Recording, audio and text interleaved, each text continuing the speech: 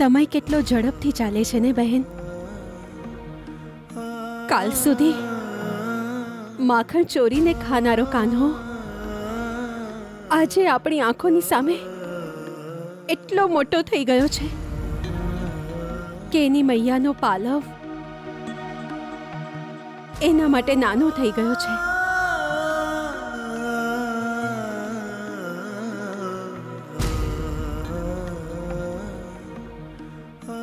આ જ જીવન છે યશોદા. આને જ જીવનની રીત કહેવાય છે. પરંતુ આ રીતની મદદથી જીવવું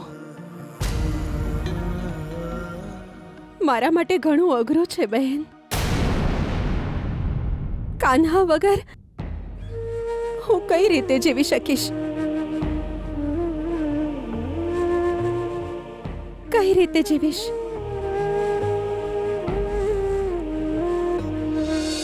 અક્રૂરજી, મથુરા નરેશની સેના તો બહુ વિશાળ છે. આપના સુરક્ષા કર્મીઓ એમની સેનાનો સામનો કઈ રીતે કરશે?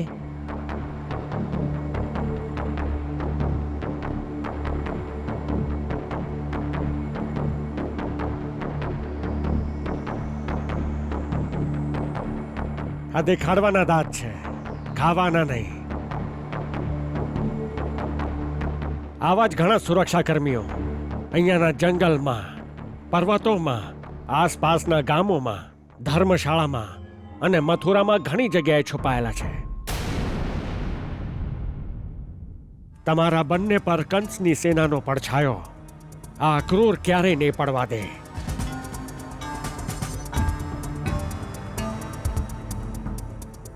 પરંતુ મારું હૃદય મારા પર લાંછન કરે છે, કેમ કે અમે સુરક્ષાની સાથે તમને ક્યાં લઈ જઈએ છીએ?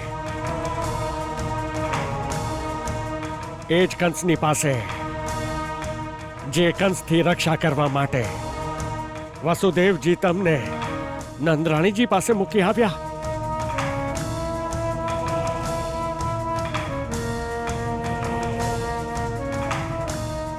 અક્રૂરજી, આપે આપના મનને કષ્ટ આપવાની કોઈ આવશ્યકતા નથી. મારા પિતાશ્રીએ મથુરા નરેશને એમના પ્રત્યેક સંતાન એમના સુપર્દ કરી દેવાનું વચન આપ્યું હતું અને પુત્ર હોવાના સંબંધે હું મારા પિતાના વચનનું પાલન કરીશ. તમને કંસને સોંપી દેવાથી વસુદેવજીનું વચન પૂર્ણ થઈ જશે.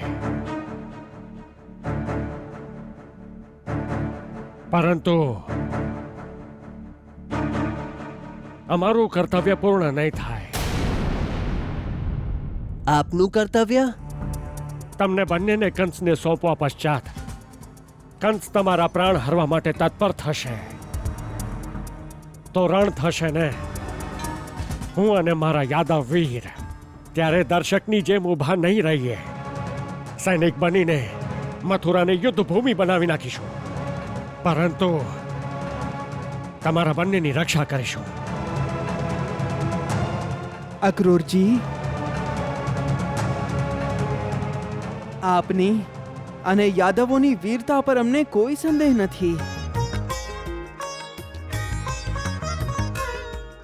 આપ પર પણ અમને વિશ્વાસ છે. હું અને મોટા ભાઈ કેવળ એ ઈચ્છીએ છીએ કે આપ અમારા બળ, સામર્થ અને શક્તિ પર પણ વિશ્વાસ કરો. તમારા બંનેનું બળ, સામર્થ્ય અને શક્તિ કૃષ્ણ, દુષ્ટ કંસની સામે તો તમે બંને બાળક છો. એની કુટિલતાનો પ્રત્યુત્તર